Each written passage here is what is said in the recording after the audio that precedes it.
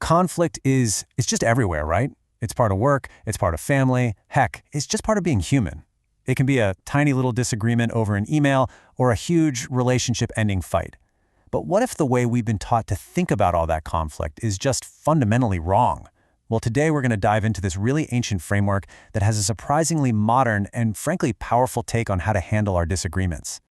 So let me just ask you this right at the start. When you get into an argument with someone, what do you think the real cause is? Is it just a difference of opinion, a clash of personalities, maybe simple miscommunication? But what if I told you that the true root of the problem is actually a whole lot closer to home than you think? And that's where we're going to start, because this framework insists that before you can even think about resolving a conflict with someone else, you have to diagnose the war that's already happening inside of you. And here it is. This is the core idea. And get this, it was written down nearly 2,000 years ago. The source of our fights and our quarrels out there isn't actually out there at all. It starts with our own internal desires, that constant raging battle for things we want, things we think we deserve, but can't seem to get. So, what's pouring gasoline on that internal fire? Well, it all comes down to one thing: pride. But we're not just talking about simple arrogance here. The definition is really specific. It's this deep-seated attitude of self-sufficiency, this feeling that we know best, that we're the most important person in the room, and that we deserve to have our way. Now, pride can sound a little abstract, I get it, but look at how it actually shows up in our day-to-day behavior.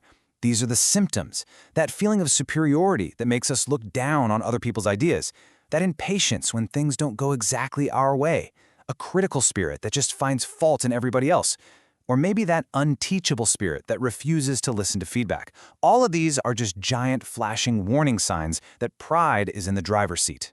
And here's the chain reaction, right? It all connects. That internal pride leads to these selfish desires. And when those desires get frustrated, when we don't get what we want, that discontent doesn't just stay inside. No way. It boils over, it gets aimed at other people, and boom, that's what sparks the very fights we're trying to figure out. Okay, so that's the diagnosis. A bit tough to hear, maybe, but there it is. The problem starts inside us. But here's the really good news. If the problem starts with us, the solution does too. So let's move on and see how this framework is all about choosing our response instead of just running on pure instinct. Now, before we jump into the practical how-to steps, it's so important to get the foundation here. This isn't just some self-help checklist, you know? The whole approach is built on this really deep idea that the goal isn't just to stop fighting. It's about true reconciliation and actually restoring honor to relationships that have been broken. It's a much bigger goal. And this is where we see the incredible power of our choices, especially in the words we use. Just look at this breakdown. A gentle answer is described as soft, tender-hearted, and it has the power to turn away burning fury. It literally puts out the fire. But a harsh word, wow, the original root of the word means to carve or shape. It literally cuts into people, it wounds them, and just stirs up even more anger. Now, this doesn't mean you can never be angry. Of course not. The sources are really clear about this distinction. There's righteous anger, which is motivated by wanting to see justice done, by caring for other people. Its goal is to build things back up. But then there's sinful rage. And what's driving that? Yep, you guessed it. That same old pride and selfishness we talked about. It's only interested in getting even, and the outcome is always destructive. Okay, so how do we actually do this? How do we choose that better response? Well, here are 3 super practical steps. First, just pause. Seriously, take one deep breath. That little gap can be the difference between a knee-jerk reaction and a thoughtful response. Second, filter your words. Before you speak, ask yourself, is what I'm about to say gentle? Is it loving? And third, just admit that you might need help with this and ask for a softer heart. All right, so once we get our own mindset in check, then we can move on to the actual method for dealing with a conflict. And this isn't just some vague advice to talk things out, it's a very clear 3-step plan for reconciliation. I want you to think of what's coming next as a blueprint. It's a blueprint for building a bridge back to the other person. It's a template designed to handle conflict directly, respectfully, and with one goal in mind: fixing the problem, not making it worse. So here's the plan. Step 1. You go to the person alone, just you and them. No gossiping to coworkers, no passive-aggressive emails, just a direct, private, respectful conversation. Now, if that doesn't resolve it, you move to step 2. You bring 1 or 2 neutral people with you to help mediate. And only if that still doesn't work do you escalate to step 3 and get the wider community or leadership involved. But you want to know the secret ingredient? The thing that makes this whole blueprint actually work? It's listening.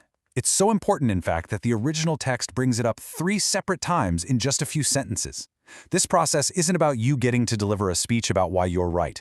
It's about truly hearing the other person out, because that is what opens the door to actually finding a solution together. And that leads us to the final, and I think the most important part of this whole framework. We've looked at the diagnosis, we've got the method, but why? What's the whole point? Why should we go through all this trouble? Because the objective isn't what we usually think it is. I mean, in our culture, conflict is almost always seen as a battle to be won, right? It's a zero-sum game. For me to win, you have to lose. This ancient framework completely throws that idea out the window. The goal is something so much bigger. And that goal is restoration. Just let that word sink in. It's not about winning an argument. It's about restoring broken people and broken relationships. It's about healing the break and preserving the unity of whatever group you're in, a team at work, your family, your community. It's about making things whole again. And if you want to know what that mindset feels like in practice, this quote just absolutely nails it. Do nothing out of selfish ambition. In humility, value others above yourselves. Look to the interests of others. I mean, it's a complete 180-degree turn from that pride we started with, isn't it? So when you put it all together, what's the big takeaway? This ancient way of thinking gives us this powerful new lens to see our modern conflicts through. It completely reframes them. A disagreement is no longer a threat or a battle you have to win.